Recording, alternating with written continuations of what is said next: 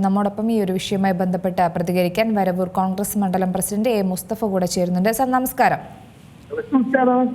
ഇപ്പോൾ യു ജാഫർ സംസാരിച്ച ഒരു വെളിപ്പെടുത്തൽ തന്നെയാണ് ഇപ്പോൾ പുറത്തു വന്നിരിക്കുന്നത്. ഒരു രാഷ്ട്രീയ ആയുധം എന്നതിനപ്പുറം ഇതിലെ കുറേയധികം കുതിരക്കച്ചവടങ്ങൾ നടക്കുന്നതായിട്ടുള്ള വെളിപ്പെടുത്തൽ തന്നെയാണ് പുറത്തു വരുന്നത്.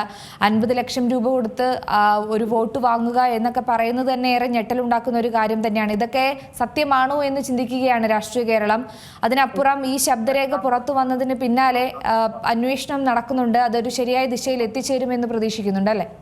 അതെ അതെ അതെ അതെ. ഇപ്പൊ 24 ഇപ്പൊ ഇവിടെ എന്റെ വീടിന്റെ അവിടെ വന്നിട്ട് ഇപ്പോ സംസാരിച്ചു പോയുള്ളൂ. അവരെന്നോട് ഒരു കാര്യം ചോദിച്ചത്, ഏത് ഫോണിലാണ് സംസാരിച്ചത് ചോദിച്ചപ്പോ എന്റെ ഫോൺ ഞാൻ കാണിച്ചു കൊടുത്ത് എന്റെ കോൾ ലിസ്റ്റില് ടൈമും കാര്യങ്ങളും, കാരണം തലേ ദിവസമാണ് ഇവ എന്നോട് സംസാരിച്ചെന്നുള്ളതിന്റെ ഫുൾ തെളിവ് ഇപ്പൊ എന്റെ ഫോണിലൂടെ ഞാൻ കൊടുത്തിട്ടുണ്ട്.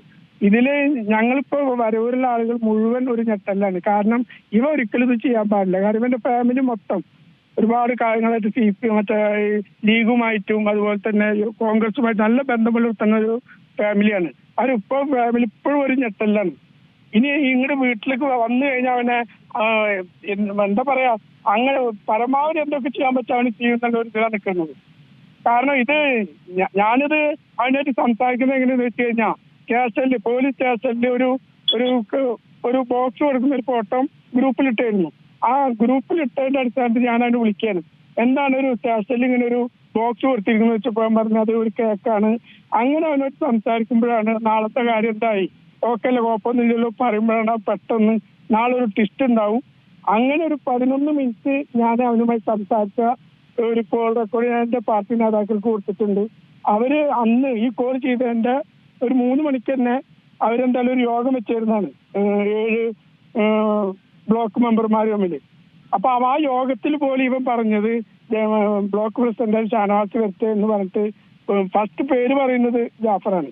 അപ്പൊ ഇനി ഒന്നും നമുക്കതിനെ ഇതാവല്ല. അത് കഴിഞ്ഞ് ജാഫറിനെ ഷാനവാസാണ് ജാഫറിന് വീട്ടിലേക്ക് എത്തിക്കുന്നത്. ആ വഴിയിലും അടക്കം ഇവനോട് സംസാരിക്കുമ്പോൾ എന്തെങ്കിലും ചിലയില് ഇപ്പൊ സാധാരണ അത്രയും പാവപ്പെട്ട വീട്ടില് ഞങ്ങൾ തലേ ദിവസം 5000 രൂപ വണ്ടിക്ക് ഇങ്ങനെ വേണമെന്ന് പറഞ്ഞപ്പോ ഞങ്ങളത് കൊടുത്തു. അപ്പൊ അത് അതിന്റെ അടിസ്ഥാനത്തിൽ ഷാനവാസ് പറഞ്ഞു, ഇങ്ങനെ എന്തെങ്കിലും അടക്കിട്ട് ഇപ്പോൾ 5000 10,000 എന്തെങ്കിലും ചെലവുണ്ടെങ്കിൽ അത് ഞങ്ങൾക്ക് ഇതൊക്കെ കഴിഞ്ഞിട്ട് തരാട്ടോ, ഞാനൊക്കെ പ്രസിഡന്റായ നമ്മൾക്ക് ഒരുമിച്ചല്ലേ നമ്മുടെ നേട്ടാണെന്നൊക്കെ പറഞ്ഞിട്ട് നല്ല സന്തോഷത്തോടുകൂടി പിരിഞ്ഞതാണ്. അപ്പോഴും ഷാനവാസ് എന്നോട് പറഞ്ഞത്, അതവൻ പറയുന്നത് അവൻ ഇങ്ങനൊക്കെ ഉണ്ടായിട്ട് പോലും മാറുന്നില്ലല്ലോ, അതുകൊണ്ടാണ് പറഞ്ഞത് മുസ്തായി ടെൻഷൻ അടിക്കണ്ട, അവനൊന്നും ചെയ്യില്ല, ഒരാള് പോലും അവൻ അങ്ങനെ ചെയ്യുന്നുള്ളത് പ്രതീക്ഷിക്കല്ല. പക്ഷെ CPM-ന്റെ ഭാഗത്തുനിന്ന് നല്ലൊരു എമൗണ്ട് കൊടുക്കാതെ മാറില്ല. കാരണം അത്ര ഒരു പാവപ്പെട്ട വീട്ടിലവന് അവൻ ഉദ്ദേശിച്ച് വേറൊന്നുമില്ല, അവന്റെ ജീവിതം സെറ്റിലാക്കുക. അത് തന്നെയാണ് എന്നോട് പറഞ്ഞ വോയിസിലുള്ളത്. പക്ഷെ ഇപ്പോഴാണ് അതൊക്കെ ഞങ്ങൾക്ക് ഇങ്ങനെ അത് സത്യമായിരുന്നു വരുന്നത്. അതുപോലെ തന്നെ ഞങ്ങളുടെ ഒരു മെമ്പർ ഷംല, അവളുടെ ഞാൻ വോട്ട് ചെയ്യാന്ന് പറഞ്ഞിട്ട് ആ പേപ്പർ വാങ്ങിയിട്ട് അവളെയും കൂടിയും എന്ത് ചെയ്യാൻ പറ്റും, അവളെ പേപ്പർ എഴുതിയിട്ട് ഇവ കൊടുക്കാന്നുള്ളത് കൂടി നോക്കി. പക്ഷെ ഒരു സംശയം ചോദിച്ചോട്ടെ, ഈ പ്രസിഡന്റ് തെരഞ്ഞെടുപ്പിന് എപ്പോഴാണ് ഈ ഒരു സംഭവം നടന്നത്? ഉച്ചക്ക്, അത് നാളെയാണ് തെരഞ്ഞെടുപ്പ് എങ്കിൽ അതിന്റെ തലേ ദിവസം. അതിന്റെ ഡേറ്റ് ഉണ്ട്. ഞാൻ 24-ൽ എന്റെ ഫോണില് കോൾ റെക്കോർഡിന്റെ ലിസ്റ്റില് ടൈമും ഡേറ്റും ഒക്കെ ഞാൻ കൊടുത്തിട്ടുണ്ട്. അതിപ്പോ ലൈവാണ്.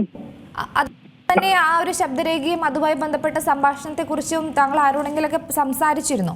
പറഞ്ഞു. ഞാൻ നേരെ ബ്ലോക്ക് പ്രസിഡന്റിന് പറഞ്ഞു. ബ്ലോക്ക് പ്രസിഡന്റ് പറഞ്ഞു, നോക്കട്ടെ, അവ അങ്ങനെ ചെയ്യില്ല, അവ ചെറുപ്പല്ലേ, ഞാൻ ആ 2 കൊണ്ട് സംസാരിച്ചിരുന്നു, പ്രശ്നമൊന്നുമില്ല. എന്തായാലും ഞങ്ങളിപ്പോ ബ്ലോക്ക് കമ്മിറ്റി ഇപ്പൊ കൂടുന്നുണ്ട്, വടക്കാഞ്ചേരി കൂടുന്നുണ്ട്. അപ്പൊ 7 മെമ്പർമാരവിടെ വന്നിട്ട് ജയിച്ച ഞങ്ങളുടെ 7 മെമ്പർമാരവിടെ വന്ന്, അപ്പൊ ഇത് അവനോട് പറഞ്ഞില്ല. UDF-നും 7 വീതം അംഗങ്ങൾ ഉണ്ടായിരുന്ന സ്ഥലമാണ്, അല്ലേ? അതെ അതെ, 7 ഇവിടെ കഴിഞ്ഞ തവണ 2 എണ്ണം ഞങ്ങൾക്കുള്ളൂ. അത്രയും മേൽക്കോയ്മയുള്ളതാണ്. ജാഫർ കൂറുമാറിയതോട് കൊണ്ട് തന്നെയാണ് ഈ LDF-ന് ഭരണം കിട്ടിയത്, അല്ലേ? കിട്ടിയത് എന്താ വെച്ചാൽ അതല്ലെങ്കിൽ ടോസായിരുന്നു. 7 ആയിരുന്നു. LDF നേടിയിട്ടുണ്ട്. 7 അവരും 7 ഞങ്ങളും ഉണ്ടായിരുന്നു. അതിനുശേഷമാണോ ഈ ജാഫർ അംഗത്വം രാജിവെച്ചത്? അതെ അതെ അതെ, അതിന് രാജിവെച്ചത്. അതൊക്കെ ദുരൂഹതയാണ്. കാരണം എന്താ വെച്ച് കഴിഞ്ഞാൽ ഇത്രയും ഇപ്പൊ എങ്ങനെ ചെയ്തിട്ടില്ല, അങ്ങനൊന്നുമില്ല. ഇപ്പൊ എന്തിനു രാജിവെക്കണം? ഇവനക്ക് ഇവന്റെ സെറ്റിലാവാൻ വേണ്ടിയുള്ള എമൗണ്ട് കിട്ടിക്കഴിഞ്ഞു.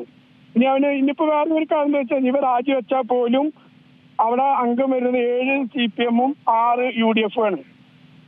അതായത് 8 6 സമയത്താണ് ഇവർ രാജിവെച്ചിരിക്കുന്നത്. ഇപ്പൊ അത് 7 ആയി, ഞങ്ങൾ 6 ആ ഒരു ധൈര്യത്തിൽ പല വിട്ടയച്ചിക്കാണ് CPM. കാരണം എന്താ വെച്ചാൽ ഞാൻ പോയാൽ പോലും പ്രസിഡന്റായിട്ട് തുടരാലോ എന്നുള്ള ഇതുകൊണ്ടാണ് അതിന് വിട്ടയച്ചിരിക്കുന്നത്. പക്ഷേ ഈ ഒരു തെരഞ്ഞെടുപ്പുമായി ബന്ധപ്പെട്ട് തന്നെ അവിടെ ഒരു മാറ്റം ആവശ്യമാണെന്ന് തന്നെയായിരുന്നു. കാരണം 2020 13 സീറ്റ് നേടിയ LDFന്റെ അടുത്താണ് ഇപ്പോൾ തുല്യതയിൽ കോൺഗ്രസ് UDFും LDFും ഒരുമിച്ച് വന്നതല്ലേ? അതെ അതെ അതെ. ഇവിടെ എന്താന്ന് വെച്ച് കഴിഞ്ഞാല് CPM മാറണമെന്നത് എല്ലാ ജനങ്ങളും. കാരണം ഇവൻ ഞങ്ങളുടെ 2 വാർഡിൽ ഞങ്ങൾ തോറ്റ സ്ഥലത്ത്, അതായത് ഒരു ബൂത്തിൽ വെറും 45 വോട്ട് കിട്ടിയ ഞങ്ങൾക്ക് ഇവന് 90 വോട്ടാണ്. അതുപോലെ തന്നെ 130 വോട്ടിന് ഞങ്ങൾ ജയിച്ച സ്ഥലത്ത് ഇവന് 300 വോട്ടാ ലീഡ്. അപ്പൊ അങ്ങനെ ഇവനെ അത്രയും നല്ലൊരു അവനെ ഈ CPM-മാരാണ് അവൻ നല്ല എമൗണ്ട് കൊടുത്തിട്ട് അവന് ഇതിനൊക്കെ തെറ്റിച്ചിരിക്കുന്നത്.